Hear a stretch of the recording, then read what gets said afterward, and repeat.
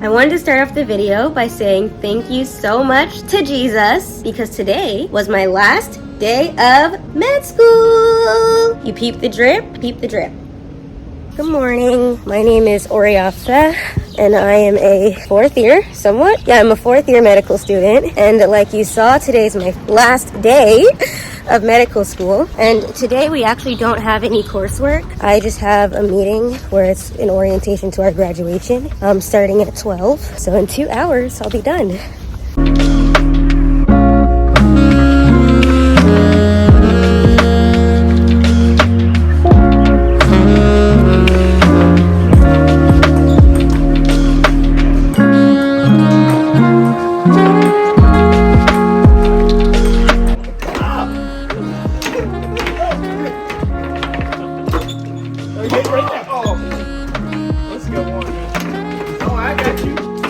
Back there. Lift the rest for me. Yes, sir. Yes, sir. Yes, sir. Yes, sir.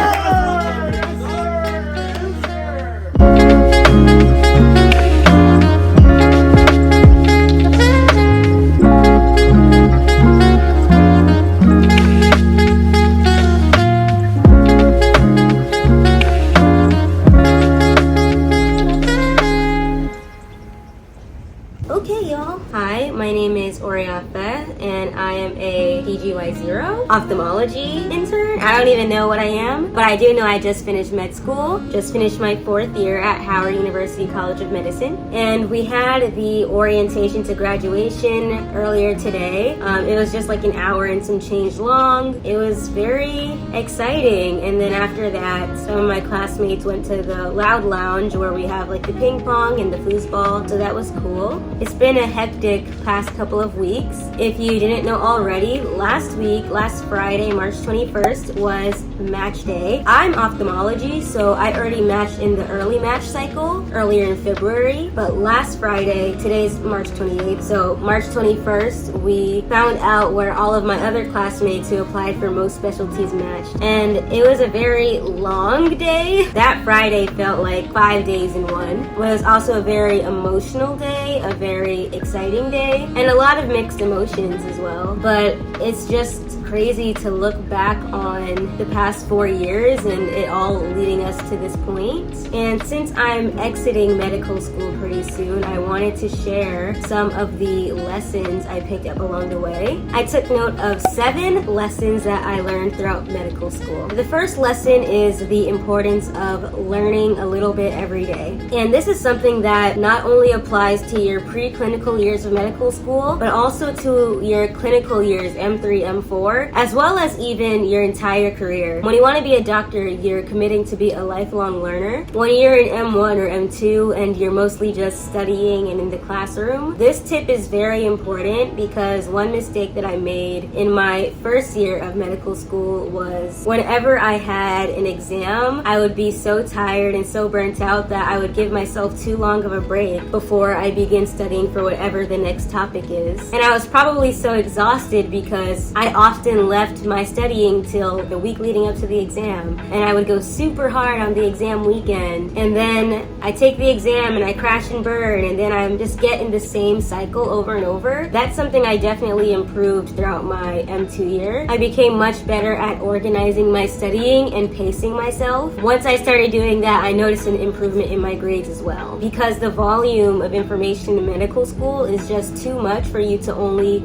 try and learn all of cardiology in a week when you're meant to be learning it over a 2-week period, for example. This also applies to your 3rd year of medical school when you're doing a lot of shelf exams while you're also doing your clinical rotations. Learning something every day becomes so critical because you're also trying to work a full-time job at the same time, doing whatever rotation you're on. And the shelf exams are a lot more spaced out. It can be between 2 to 4 months between taking shelf exams. So leaving all of that that studying, leaving hundreds of year-old questions to the very end or hundreds of pages of a textbook to the very end, it's just not going to work out. So learning to pace yourself and organize and plan your studying ahead of time is something that is so key for academic success in medical school, but also being able to continuously be a lifelong learner as you go into residency, which you also have exams in residency if you didn't know, and even being an attending, because now you're not just studying for a test, but you're studying to continuously improve, because medicine changes. The standards of care change, and the best things that we can do for our patients change. So you need to be on top of those things just so you can do justice to your patients. And another thing that kind of ties into learning every day is taking advantage of all the learning opportunities you're faced with. And this is more specific for people who are doing clinical rotations. You need to have the mindset that you want to learn something now as best as you can, because you might never learn it again. Also, you want to really immerse yourself so that way you can see, is this specialty a good fit for you or not. For example, I match into ophthalmology, and my prelim year for my residency program is in internal medicine. So chances are I'm never going to deliver a baby ever again. So I'm glad I learned things about that. But also knowing how many different things interact with whatever specialty you are interested in. Having a well-rounded knowledge, regardless of specialty interest, is only going to help you in the long run so that you can have a deeper understanding of how the human body works and how it could affect your patients. And I think for me, it went an extra mile because I'm gonna be the first doctor in my family. I already know everyone's gonna be coming to me to ask me medical questions. They're not gonna care that I only specialize in eyes. If they have heart failure, they're gonna be asking me, oh, this is the medication I'm on, how do we help with this? When I was in M2, M3, my grandfather was battling prostate cancer, and he actually passed away while I was in M3. But I remember oftentimes some of my family members would send me an M2, send me copies of some of his medical records and ask my opinion on it, on his treatment plan and things like that. And also knowing I want to do global work in the future, I never know like where my medical knowledge is going to take me or who I'm going to be able to help with it. So that's why it's so important, to me at least, to have an in-depth knowledge of as much as I can, because it's honestly bigger than me at the end of the day. The second lesson is, if you don't have your health, you have nothing. Ooh, sorry, I got a little chilly. That's better. Where was I? Okay, yes. If you don't have your health, you have nothing, which is something that I learned from my own experiences, but also from interacting with patients on the day-to-day. I think this is something that was most prominent for me to learn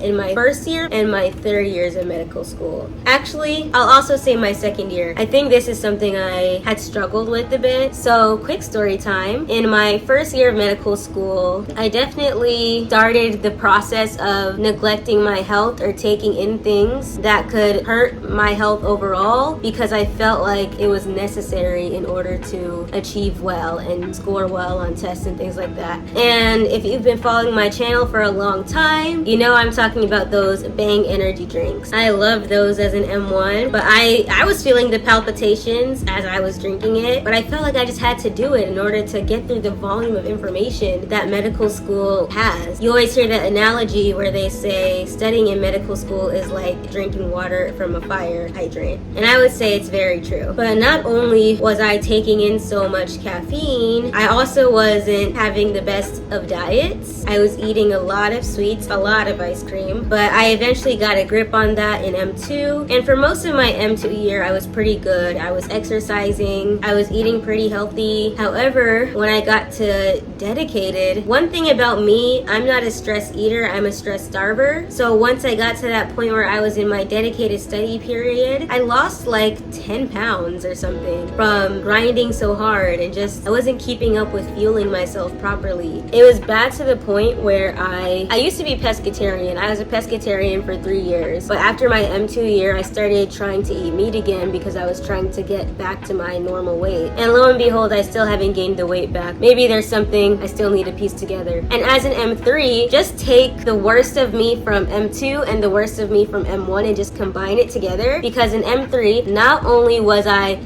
drinking so much Celsius. I switched from Bang to Celsius. Not only was I drinking energy drinks, but I also wasn't eating either, because I feel like nothing has tested me like M3 tested me. Because like I said, not only are you studying for exams constantly, but you're also working a full-time job, working 24-hour shifts. And I just felt like I had no energy. Sometime around this time last year, I just got to a point where I was like, I am so tired. I have so much I need to do, but I just can't do it. But I was like, hello, Miss Ma'am, you want to apply into competitive specialty. You need to get these shelf exam grades together. You need to do well on step 2. You need to finish your research. There were just so many things that I had to get done, but I just had no energy to do it. And it took me going to see a therapist and asking her, oh, why am I out of energy? And then she was like, what did you eat today? And I was like, oh, I had like 2 chicken wings. That was it. I had all day 2 chicken wings and maybe an energy drink. It took that to realize, ma'am, you're just trying to fuel yourself based off energy drinks and you're not actually putting nutrients into your body. Hello? I think people often forget the simple things, the basic building blocks that give you energy and the ability to function as a human being. And we just try and replace it with quick fixes like caffeine. But then you end up still feeling tired. Got to a point where I had to like look myself in the face and cut back on those things and go back to eating food, drinking water. I'm telling you, it's those simple things that are so obvious that we just tend to forget to do. And another thing that has helped me in my process of trying to cut back on caffeine, stopping just trying to get quick fixes, but having something that actually helps me in the long run. One thing that's helped me has been Magic Mind. I actually recently got a new package.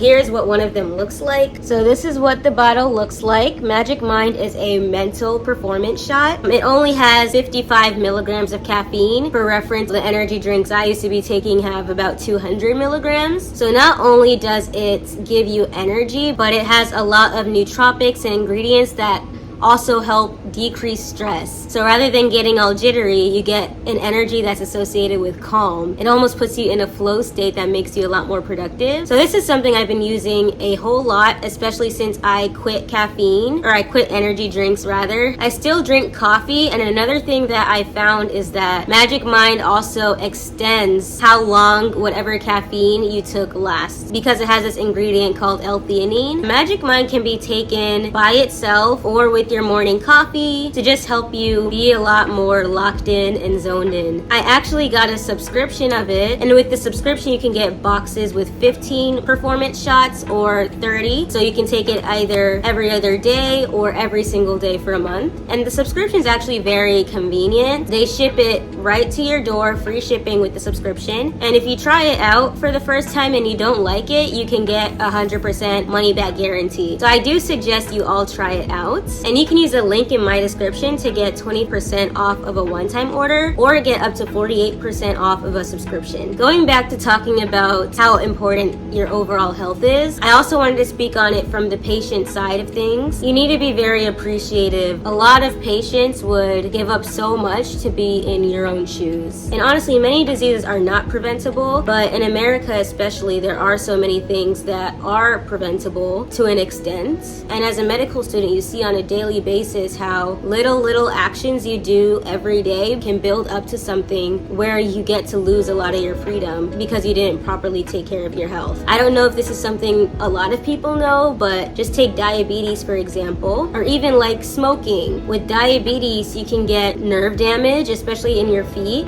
and because of that, you might not be able to feel if you step on a nail or something, and then you might get a cut on your foot and not know, and then it can get infected, and now you're in the hospital with a huge infection and you can't go to work, you're not feeling well, it's things like that. And also, peripheral artery disease. Smoking is a major risk factor for that. And those are oftentimes the patients who have to get amputations and then they're bound to a wheelchair for the rest of their lives. And they just can't do as much as they used to do. And a lot of people end up really regretting the decisions that they made throughout their lives. And there are also different socioeconomic and societal things that that come into play as well and perpetuate different health disparities, especially with the patients that we see at Howard. But what really matters is trying to do whatever little things you can, because you only really get one body and you want to be able to live life on your terms for as long as you're able to. So it's not only a matter of thinking about being able to fuel yourself on the day-to-day now, but also thinking about your future and what you want for your life. So the third lesson is that confidence is more important than you think, but it's very important to balance your confidence with humility. And this is a lesson that I didn't really even consider until my third year of medical school. The way you present yourself and the way you project your voice and the way you move overall determines how people perceive you. And this isn't something I learned until my third year of medical school, because that's the time when you're constantly getting evaluated based off how people perceive you, for better or for worse. And when I was first learning how to present a patient, which basically means telling the medical team what's going on with a patient, as well as the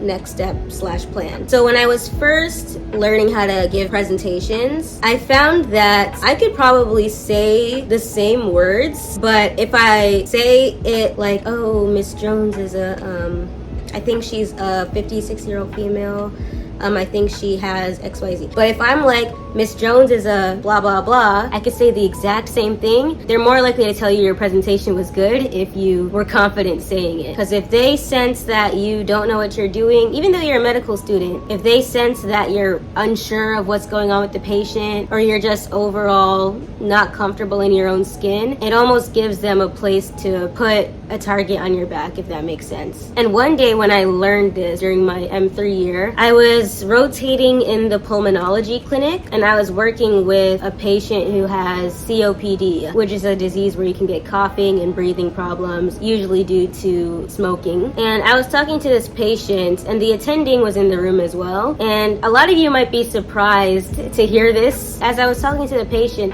had said to me, "You're too quiet to be a doctor." And in my head, I'm like, dang, that's crazy. Because I'm not even quiet as a person overall, but if I'm in a situation where I feel uncomfortable or something like that, I might be a bit more timid. But yeah, I was definitely hurt in the moment. But I think it taught me the lesson of how confident you speak and your posture, your tone, just how you move overall. That confidence actually makes patients more comfortable. Oftentimes, they want to be with somebody who is competent. They want to be with somebody who's knowledgeable. And I'm not saying you have to be an extrovert by any means, but I'm just saying that your confidence overall affects the way that you are perceived. And that's something I had to learn the hard way. However, like I said, your confidence needs to be balanced with humility, because at the end of the day, none of us know everything. And it's okay to say, I don't know, because it's part of the learning process. Being arrogant or being overconfident definitely doesn't help. Continuously work on becoming more and more competent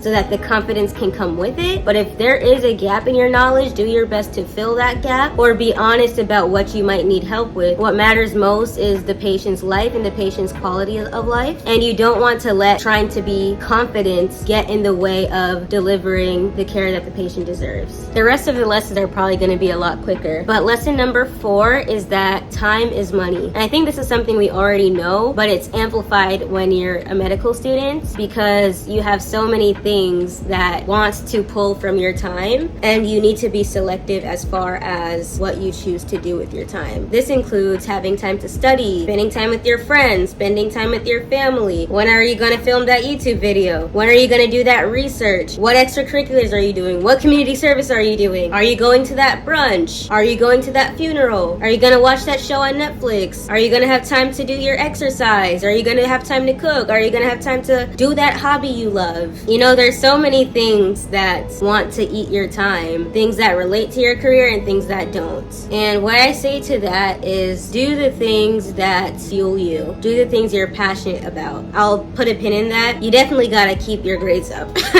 That's non-negotiable. But as far as everything else, it's a lot easier to do things when you're doing things you actually care about. If I have no interest in that research project, like if that topic doesn't excite me, or I'm not going to be mentally stimulated working on it, or if I don't think it's gonna have an impact, I'd rather spend that time doing a project that that I actually do think ties into my values and my passions and how I want to advance medicine. If I know I have an exam coming up, it might take a little bit more deciding whether I'm going to go to that party or not. Who is this person who's having this birthday party? Is it a family member? Is it a very close friend? If not, hey, I have an exam. But also, if you really do want to go, then you have to plan in advance. Okay, I have this thing I'm planning to go to my exam weekend. How am I going to stack up on my studying now? How am I going to stay on top of that now so that I can plan longitudinally to be able to make XYZ happen? When it comes to managing your time, yes, organization is required. Yes, those to-do lists are important, but also thinking about prioritizing what has to be done and also the things that are going to fuel you and rejuvenate you, things that make you feel like you're having a positive impact. Because I'm telling you, as a medical student, you are too busy and too stressed to be doing things that you don't feel have value.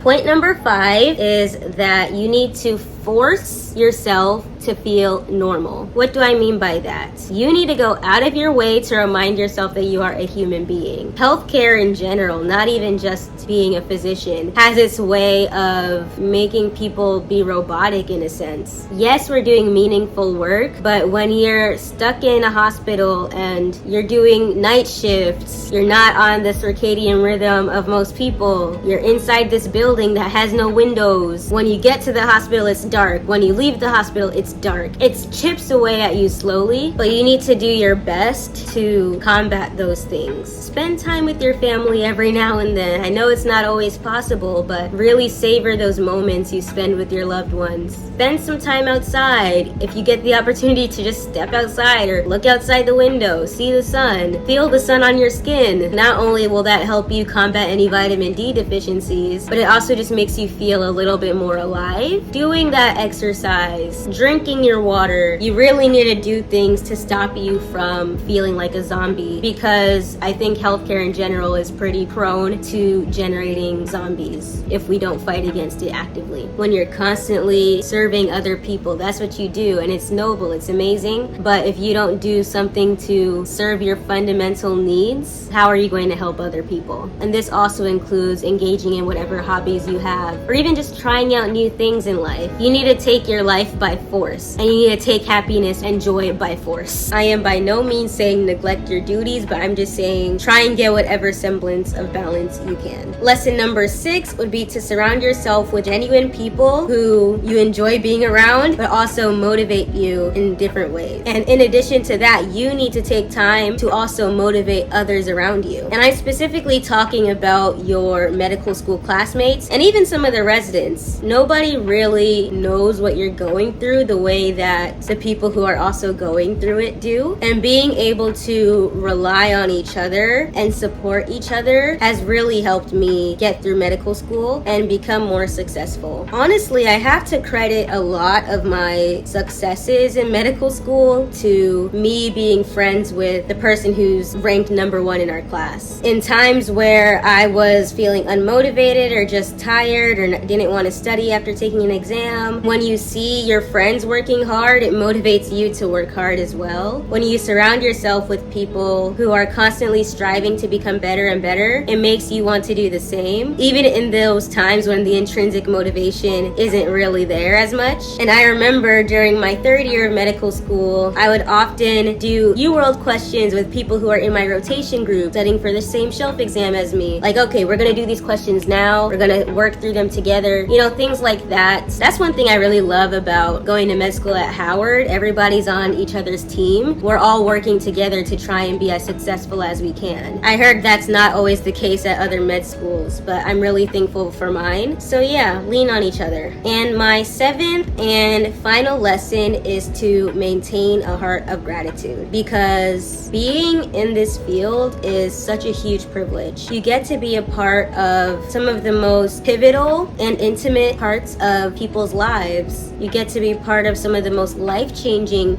eras in people's lives. Like, how many people can say, I have been there and helped with the delivery of so many babies, new life coming into the world? And they can also say, there are people who are walking around with stitches in their abdomen that I'm the one who placed that stitch. And you can also say, I played a role in helping this patient get improved vision and relieve their eye discomfort. And you can also say, I'm the one who did this research project and helped make this advancement in medicine. And you can also say, I'm the one who diagnosed this disease in this patient and made a plan to help them get to where they need and feel better overall. You know, what other profession really gets to say all of those things aside from being in medicine? The impact that you have on people's lives comes in so many different shapes and forms, and you just have to remain grateful to be in the space that you're in and remind yourself of why that is so fulfilling for you. When the times get tough, you really need to take that time to remember your why and remember how you're making a positive difference in the world and in individual people's lives. It is a huge